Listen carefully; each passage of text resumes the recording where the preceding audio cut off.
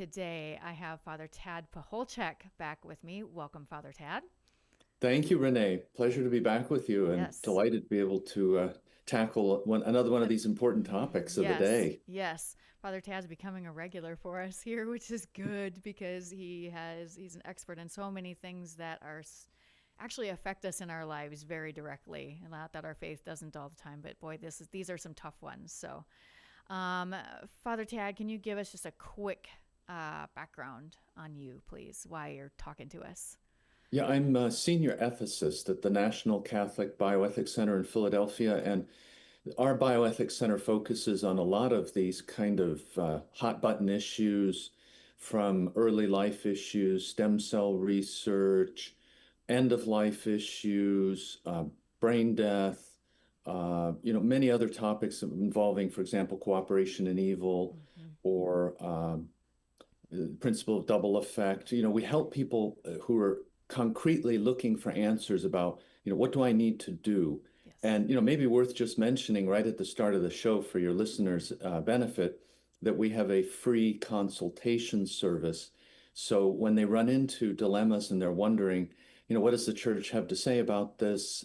Where can I get some guidance? Where can I talk with someone, who works in this area? We provide that, and they can check out our website, ncbcenter.org. I'm glad you said that, Father Tad. I was actually thinking that very same thing that I was going to say that as soon as you were done, we've already done enough episodes together. We're thinking alike now. Excellent. Okay, so we are going to talk about end of life directives, kind of just these end of life decisions that many times we come to for a loved one, for ourselves. This is such an important topic that we don't think about until we're in the thick of it. And then sometimes the wrong decisions get made, or it's just so difficult to make a good decision. So, I want to start by defining a couple terms. I watched a very good video of Father Tad's on this topic that I'm going to actually link to in the video description because it was just fantastic. I learned so much. But can you define two terms for me, a living will and durable power of attorney for healthcare, and which one is best to use for Catholics, for anyone, and why? Yes, absolutely. Maybe if you'll allow me, before I jump right into that, I just want to dovetail onto something you said, which is that Yeah. a lot of times we find ourselves in the thick of it, Mm-hmm. without having sort of done much preparation. And I think it's a great launch point here for your listeners to just make a pitch like this and say, don't wait until some loved one is at death's door and you suddenly find all of this thrust upon you, and then you're frantically calling your priest or you're calling other people who you think might know. It behooves us when we're not caught up in all the details to actually go through this and to, make some effort. So, for example, if your parish hosts a speaker who's going to talk on end of life issues, even if you don't have anybody in your family who's dying, I strongly encourage you to go listen, ponder these things, discuss it with your spouse, discuss it with your children, etc. And then you'll find when the day comes, you'll be like, oh, yeah, okay, I already have a little bit here. I have some small foundation to at least begin with, Mm-hmm. rather than just kind of going cold turkey into something that you've really never bothered to look into. So Yes. anyway, just wanted to, Yes. No. mention that Yep. in passing. So you're asking about durable power of attorney versus a living will. Yeah. So a living will is an attempt to basically sit down in your comfortable armchair at home with maybe a stack of papers in front of you and write down various different scenarios that you imagine or envision might one day happen to you medically. So, if this happens, well, I don't want that. If they offer to hook me up to a ventilator, no, no, I don't want that. If they offer to do a, particular surgery, okay for that. And you just try to write all these different permutations and possibilities down for that situation, which might or might not arise, in which you become incapable of making your own decisions. And now it falls on the shoulders of someone else. And they would have this living will as a piece of paper as a point of reference. So a lot of people will say, well, gee, this seems like a good idea because I can specify all kinds of things, and it's going to be really wonderful, and what I wish will be respected. Meanwhile, I'm not sure if I designate somebody that it's going to go quite as, smoothly as Right. I would like it to. Yep. So the other approach is the durable power of attorney, or we sometimes refer to that as a healthcare proxy. Hmm. This is somebody that you've designated who you trust. You've had some conversations with them. Hopefully, you've got a good relationship, and they love you and so on and want to care for you. And you're saying to them, look, if I become incapacitated, incompetent, otherwise unable to make my own decisions at the end of life, I want you to step in and be the surrogate, the decision maker on my behalf. So this is, a bit of a responsibility. You're sort of placing your life into the hands explicitly of someone else, and you designate them through a written document. This is the person, and it's typically part of your will at the end of life that you prepare. And also just a good idea to, have a copy of it around and make sure your family knows where that is. So your question was, well, which of these is better? Do you want Yeah. a living will, or do you want to have a durable power of attorney healthcare proxy? Yeah. So what's better is to have a real live person.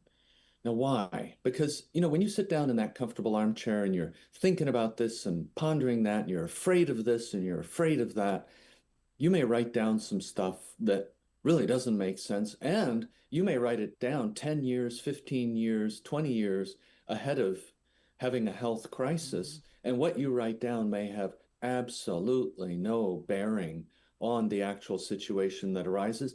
Or it might also be the case that when the time comes and you are having a health crisis, you suddenly say, oh, I know I wrote that down years ago, but I don't care what I wrote.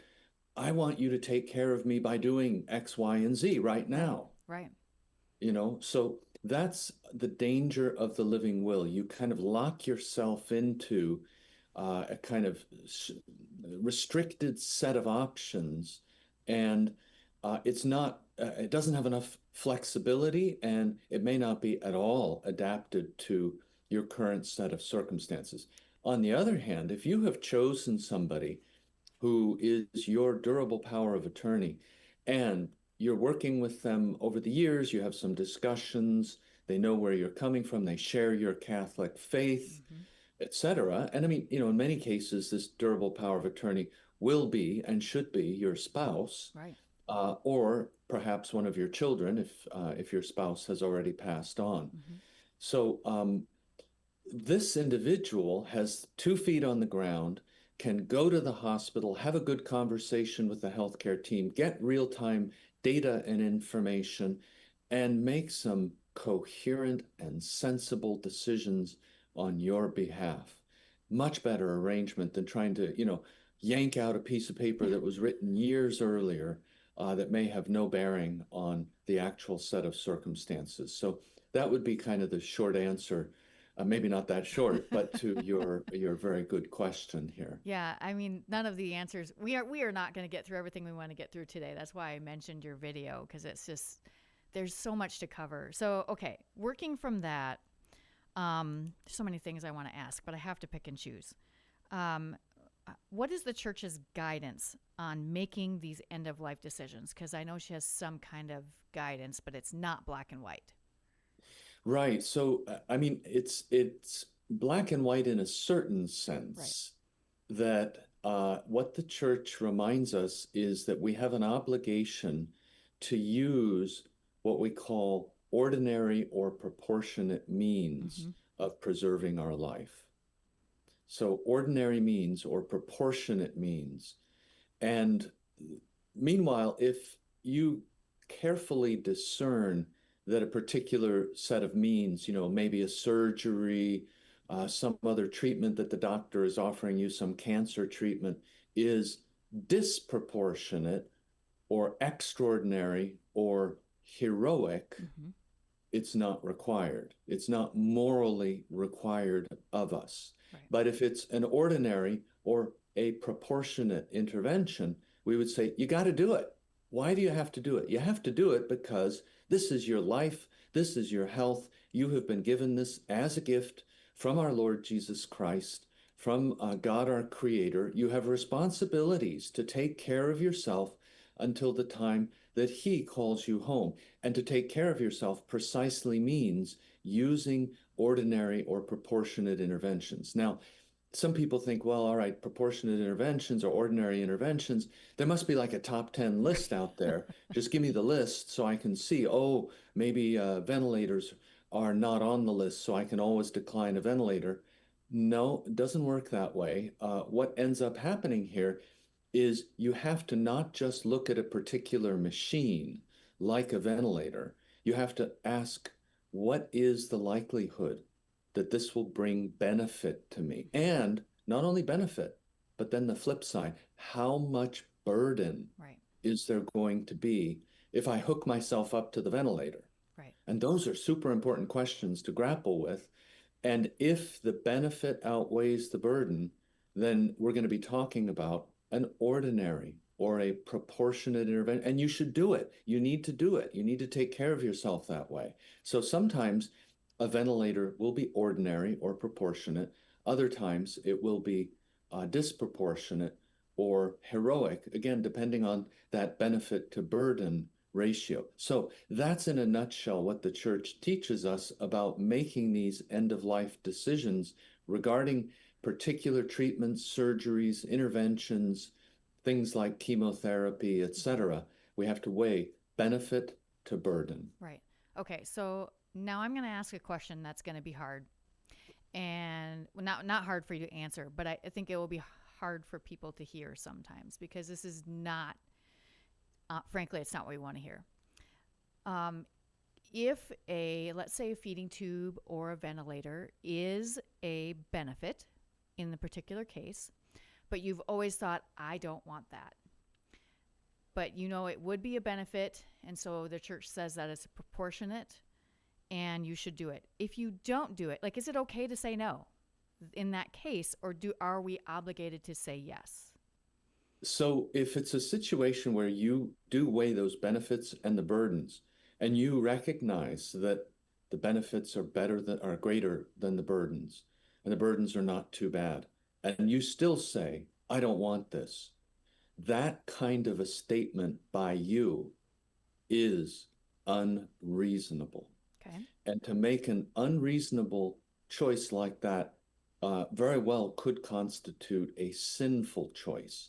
Why? Because it represents a choice not to take care of yourself, not to use the means that are at hand that are not overly burdensome but are clearly beneficial. And you're just saying something like perhaps, oh, I'm sort of tired and I don't want to really, do much, or I just don't like the idea.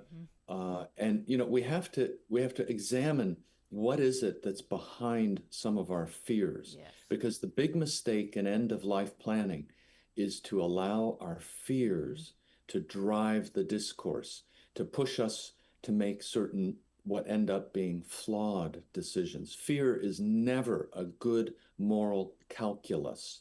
Fear is always a failure to engage on the appropriate level and understand the issues that you're grappling with. So, Yeah. yeah, I think that's probably how I would summarize it. It is possible to choose sinfully Okay. to neglect your own care as you are dying. Now, I'm not, I want to also just wrap in one other angle here, Yeah. which is that there is a personal sort of sense of how much you can bear. So let Right. me give you the example of somebody who's got cancer. The cancer has been, fairly long standing for them. They've been battling the cancer, let's say, a good 4 years now. Mm-hmm. And in last year or year and a half, the treatments have had to be sort of ramped up. Maybe they've done some immunotherapy, some targeted therapies, and these are, they have some significant side effects. Mm-hmm. And yet the person hasn't reached the conclusion that this is heroic or disproportionate, but because they've been in it for 3.5 years, they're like, wow, I don't know that I have any more energy left to keep up the battle. I am exhausted. I am wiped out. I have only, 10% of the energy reserves that I had when I started out fighting this cancer battle, or Mm-hmm. maybe less than 10%. So does that enter into the equation? Of course it does. Right. In other words, our Lord doesn't ask us to, do what we can't do. Right. So our own reserves of energy and our willingness to continue the battle is an important part of making that whole determination about whether the treatment that they're offering for the cancer is or is not an ordinary treatment. It's not just looking at the treatment, but it's looking at the whole set of circumstances, including, what have I been through? How much damage did the previous chemo do to me? Mm-hmm. How much do I have left to keep the battle going? Dot, dot, dot. So you Right. can see there's some nuance here. And that's why it's good to talk these things through with other people, Yeah. people you trust, whose judgment you trust, including, at times clergy can be very good sounding boards, so that you're not just doing it on your own, kind of lonely and by yourself and Yeah. feeling detached, but in connection to your loved ones. Then it's a lot more likely. And of course, with prayer, that you will make the correct assessment about what the Lord indeed wishes you to do in your set of circumstances. Yeah, that kind of really brings home the reason why that fear-based living will maybe isn't quite as good as we think it is. So, yeah, Exactly. always working from that place of fear. Okay, if you just joined us, we're talking to Father Tad Pacholczyk about end of life decisions. Okay, so Father Tad, before we run out of time, I wanted to kind of talk about a couple things here. So I just experienced all of these things we're talking about. My husband's father passed just recently, and he and his siblings went through much of this. Um, I think they did a really good job. Um, his sister's a nurse, so she was able to really wade through the medical stuff that was coming at us. But for me, and I'm sure many other family members feel this way, because there's only going to be one person dealing with the doctors usually, or at least as the durable power of attorney. For the people on the outside, what is our responsibility? How should we approach this? Great, great question. We get this question a lot at the Bioethics Center because sometimes what happens is maybe one of the brothers is designated the proxy, and then there's a sister who is not happy with what the brother Mm-hmm. is doing. So a little different from your particular set of Yeah. circumstances. And the question becomes the sister will come to us and say, "What can I do? I'm not the proxy. My Mm-hmm. brother, he's making all the decisions." And you're right, there can only be one proxy. Sometimes people ask, can I have a committee that'll take care of me? The Oh committee of all boy. my sons and daughters. And it's like, no, don't do that. That would be a, horrible mess. You Yep. always have to say, the buck stops here. Choose carefully which one of your kids it will be. But for the one who is not the proxy, what can they do? Mm-hmm. They need to find the best way to communicate with their brother or sister who is the proxy and to provide helpful input, Yeah. especially if there's a disagreement. And this is where, kind of choosing our language carefully, it gets really hard in families, and families sometimes have terrible splits over this, Mm-hmm. where the healthcare proxy, the durable power of attorney, does, makes a number of decisions, and then some of the other siblings kind of disown that Right. individual and don't talk to them for years after the death of mom or dad. Mm-hmm. And this is, very unfortunate. And I think it is challenging, and that's again why it's important for us to prepare ahead of time and also to sort of recognize the limits of our ability. We can provide input and advice in that situation, but because we're not the proxy, we can't force the proxy to make a decision that we want. We can only provide guidance, and we have to be very careful and delicate in the way that we do that. And hopefully, the voice of truth will resonate in their hearts and they'll realize, oh, yeah, my brother or my sister is telling me some good things here.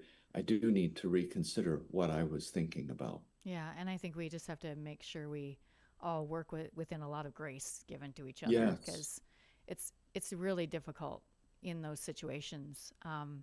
And my husband and his siblings actually did very well together. They agreed on everything. They did really well for their dad. So I That's commend awesome. them on Yeah, that. and you're Yeah. fortunate to be in that Yeah. situation because I can tell you, in many families, it does not play out that way. Right. And Right. we often see it at the center, Yeah. and try our best to kind of provide some guidance and some salve and healing, Yeah. in those moments. Yeah.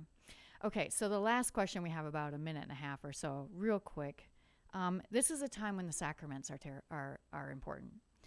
What are the sacraments that we should be getting for our loved ones as they're approaching Great, death? great question Yeah. because I can tell you, Renee, so often the family is just focused on, oh, what's the next treatment? What's the next treatment? What's the next cancer intervention? What are we going to try to, what about a clinical trial?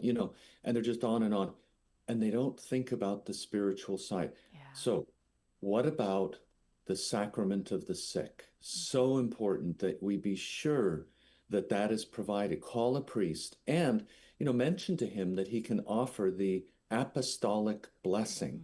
which is a special blessing that's a part of the sacrament of the sick that takes away all of the temporal punishment due to sin. So, very, very valuable, very Mm. beautiful grace. In addition, another sacrament that I think is important, if the individual is still able to swallow, to be sure that they receive the Holy Eucharist. And it may even, serve as a kind of viaticum, last Holy Eucharist, if they're very close to death, and if they have already received the sacrament of the sick, which in the old days was called extreme Oh, unction. yeah. So both of those two sacraments really, really important. And of course, if there's other sacraments that the individual has not received, like confirmation or something, Oh, yeah. that should be mentioned to the priest, and that can be addressed as well. Yeah. Awesome. Thank you for that. Okay. We're out of time. I knew we were going to run out of time fast. So people can go to ncbcenter.org. That's where you can go to find I believe there's a form you fill out if you need a consultation, correct? Correct. There's a form, or you can call us and you'll get a voicemail. You leave your voicemail, and one of our ethicists will get back to you, usually within a day or two, Okay. and have a conversation if you prefer to do it that way. But you're right. There's a form, and then we get back to you by email, and that's usually within 5 or 6 days. Okay. So I'll put a link for that in there. I'll put a link to the video with Father Tad. Also, there is an upcoming, I don't know what to call it. Our Catholic Community Foundation for Eastern South Dakota is doing a kind of end of life. It's not a webinar, it's a live presentation. I believe it's November 2nd. So that's coming up. I will put information about that in there as well, because that'll be a local thing that you can do.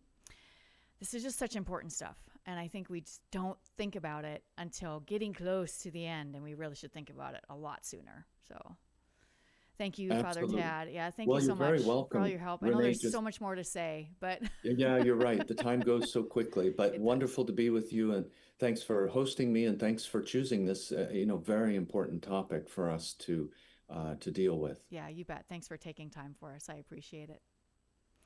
All All right. right. God bless. Yeah. All right. Again, I'll put all the information in the description on the YouTube video so you can get it there. And I hope you will really take a look at that and do some of the things that Father Tad is talking about. That's it for us today. Hope you'll join us again next week for more Catholic Views.